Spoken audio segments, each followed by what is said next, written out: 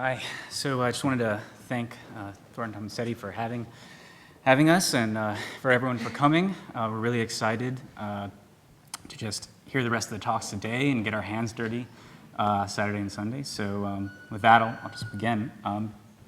So I'm Christopher Connock, a design researcher in KieranTimberlake's research group. Our group is comprised of individuals trained far afield from architecture, ranging from environmental management, urban ecology, green infrastructure, anthropology, chemical physics, electrical engineering, digital signal processing, material science, and some of what I'm going to talk about today, product commercialization. So, let's see if we get this right. Our small group's title is slightly misleading because KieranTimberlake is really conceived of as a research-centered design practice. Research is not the domain of one small group within the office. Collectively, we challenge ourselves to maintain the position that architectural practice should produce rather than merely consume knowledge. Thus, we challenge ourselves to produce original inputs for design problem solving. And that's what this feedback loop is really describing. What this cycle boils down to is a decision not to assume. These inputs engage in a feedback loop that extends far beyond any one project or client.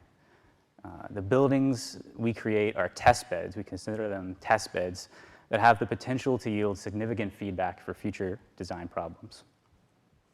And so, again, what this boils down to is a decision not to assume, and to use projects as test beds to test inputs into the design process. So our project test beds allow for cross-project transfer of material innovation based on the provocation of a thin versus thick facade. So Smart Wrap moves from the scale of exhibition to cellophane house to institution. And this transfer is not limited to architectural elements, but products that we develop in-house to tackle persistent questions or design problems. It is also not entirely linear, so we reach back provisionally to versions that best fit the context and question at hand. So on the screen here, you'll see versions of our sensor network hardware that range from our Arduino with a Zigbee radio to a single-chip wireless microcontroller based on 6.0 back almost, you could consider, to a Raspberry Pi with a custom circuit board for one-wire communication. On each individual image, you'll see annotations of projects that are not chronological.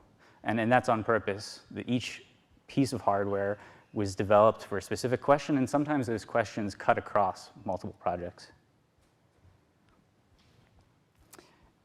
This particular product was designed with the assumption that we design across many scales.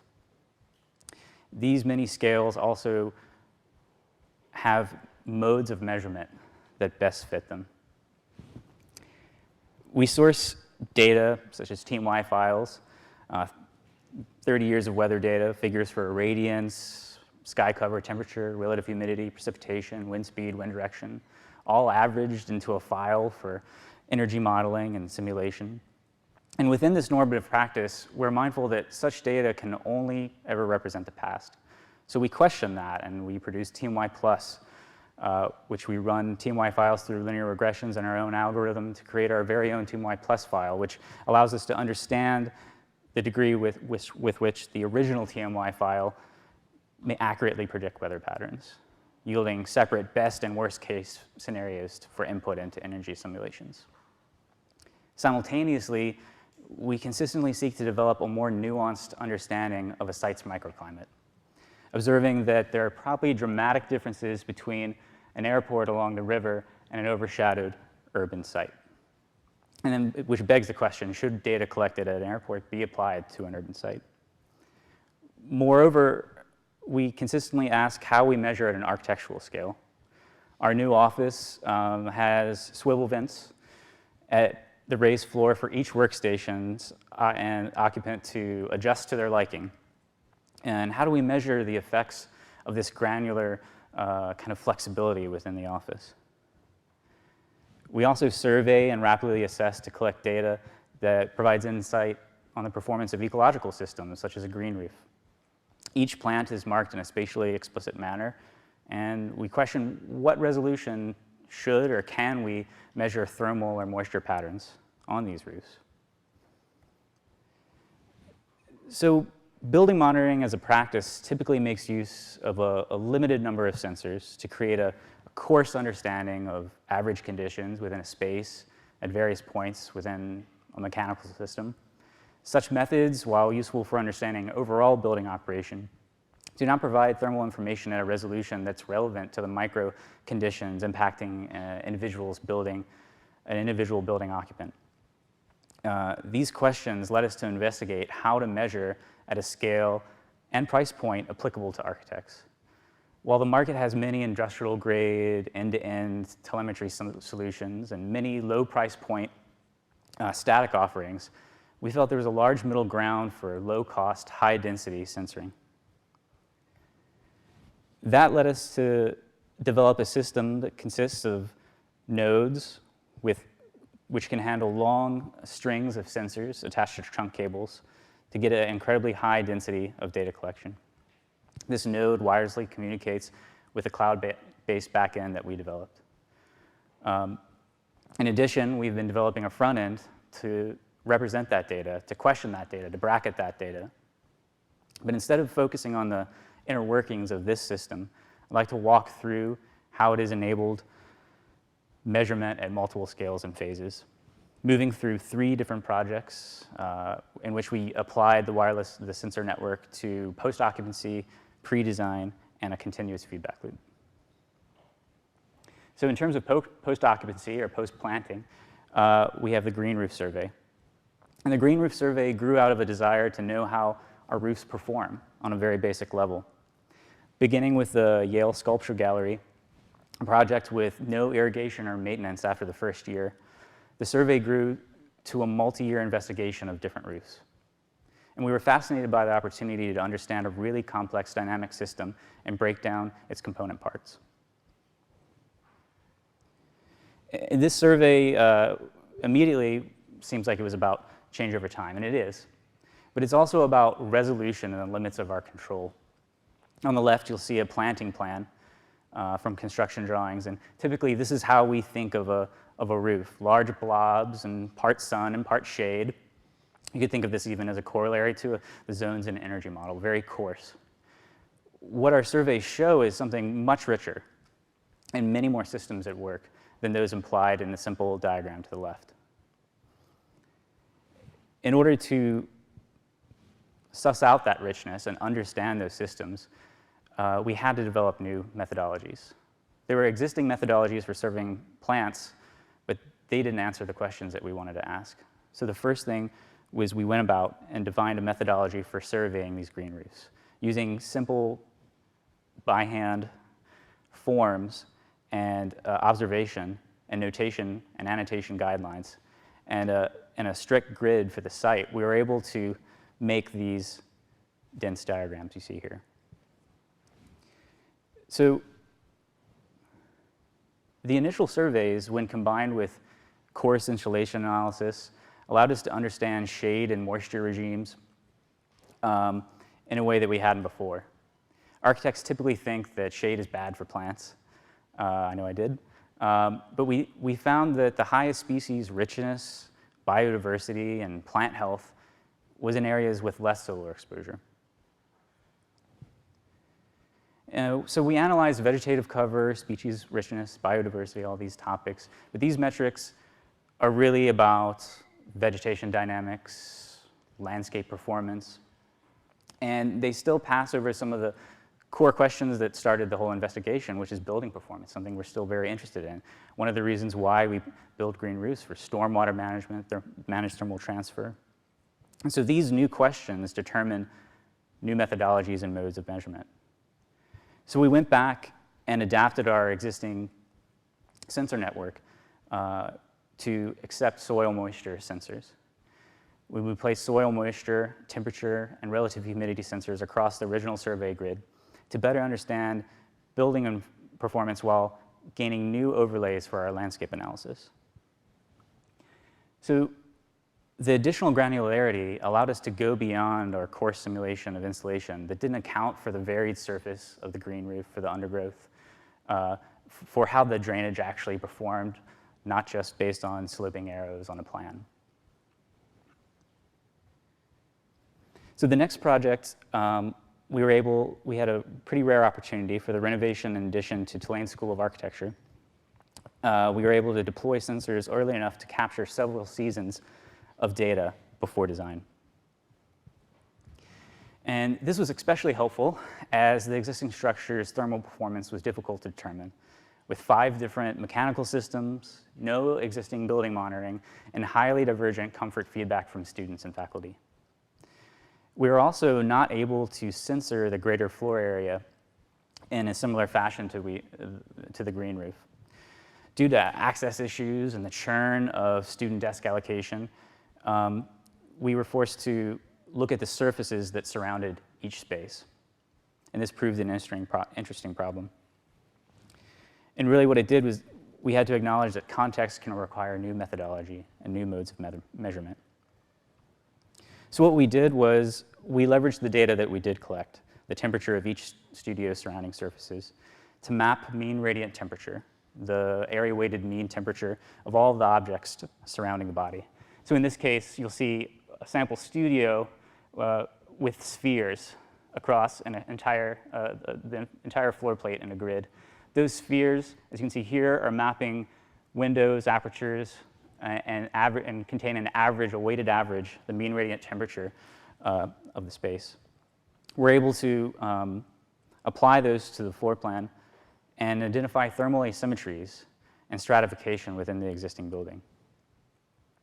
And we continued this manipulation and aggregation, taking our collected data and combining it with quantitative and qualitative simulation of insulation, glare, and shadow analysis.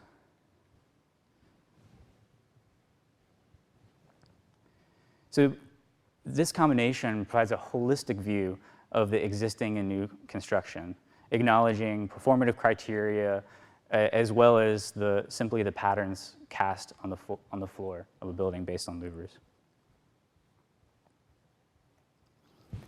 And the last example is our own home. KieranTimberlake's move to the former home of Ortlieb's bottling plant provided a unique opportunity to understand an existing site at a new resolution. To supplement energy models, we deployed our wireless sensor network to measure temperature, relative humidity across the site. And this is particularly relevant to building retrofits, where data informs performance modifications, targeting both energy efficiency and occupant comfort. We were able to study the performance at a variety of scales, installing sensors through the section of the wall so that we can understand the performance of not only the envelope, the existing envelope, but across the floor and the ceiling, making custom enclosures that we thought were fairly minimal, although slightly Star Trek-y. And in total, this deployment included 124 interior surface temperature sensors across the office floor, walls, ceiling, and glazing. 56 temperature and relative humidity sensors horizontally and vertically against the workspace. 60 temperature sensors throughout the underfloor, supply, air plenum, and 120 sensors measuring the surface and core temperature of the structural slab beneath that plenum, all topped with a roof-mounted weather station for measuring ambient temperature, relative humidity, wind velocity, solar irradiance, and rain intensity from the exterior, the immediate exterior. This dense sensor network not only informed early energy models, but allowed for the tuning of a highly interdependent framework with smaller margins for error than a traditional system. The building has no traditional air conditioning system, instead relying upon a liquid desiccant system, automated mecosystem shades on the south and west elevations, heavily insulated cool roof, and significant thermal mass. So an underfloor air delivery system supplies 2 main highway ducts running north and south in the main floor and 4 separate ducts that supply the perimeter zones. Air volume delivered to each occupant is controlled by a manually actuated swirl diffuser that we mentioned in the scale slide, located in the floor near each employee's desk. The north, south, and west sides of the building are lined with operable windows, and the high monitor has 6 remote-operated windows. The system and exhaust and building pressure regulation are managed via 2 fans located at the south and north ends of the monitor. So depending on outside temperatures and the building's need for heating and cooling, various modes of operation are engaged. Cooling can be accomplished one of 4 ways. First, by allowing air to enter the building directly through the windows, supplemented by the underfloor system, and then exhausting air out the window monitors or fans. Alternatively, when humidity and dust control is desired, windows can be closed and air introduced into the underfloor system and exhausted through the central monitor. And then in fully active mode, we actually have dehumidified air supplied via the underfloor system and returned through the 2 central ducts. So key to all of this is that this sensor network not only allowed us to plan this system and the various modes of operation, but it allowed us to tune and react and learn. Because there was, even though we nicely bracketed it into 3 modes, there's a wide variety of changes, modes of operation that we apply in the meantime. And this dense sensor network and thermal mapping allowed us to identify areas where the system was unnecessarily taxed. And because of these smaller margins, we ended up throttling our main fan due to the heat generated and pushed throughout the underfloor when engaging at full speed. So the occupation of the space has added a new dimension to the analysis as well, because we're not only analyzing measured values, but considering perceptions of comfort. The tools we use to generate the front and back end of the sensor network, component-based JavaScript tools like the Ember framework, have been reappropriated for lightweight survey apps to track how end users perceive the space. And so here you'll see what is a pretty good graph considering we just came out of summer, with floor plans that tie each survey to a space in the office. Not only that, when surveying an occupant, we'll ask them what they're wearing. Sometimes they'll give us too much information. But in general, it was really exciting because not only were we crunching data or making assumptions based on graphs, but we were communicating. We were communicating with the greater office. We were forcing, in some ways, all the architects in the office to consider thermal comfort every day. And this communication, this intra-office communication, has us excited for the possibilities for the future, because we acknowledge that we communicate in different ways with different objects. Traditionally, and I think KieranTimberlake's known through its literature, through its publications and projects like Loblolly House or Cellophane House, are more than just a project. They embody certain ideals about the discipline.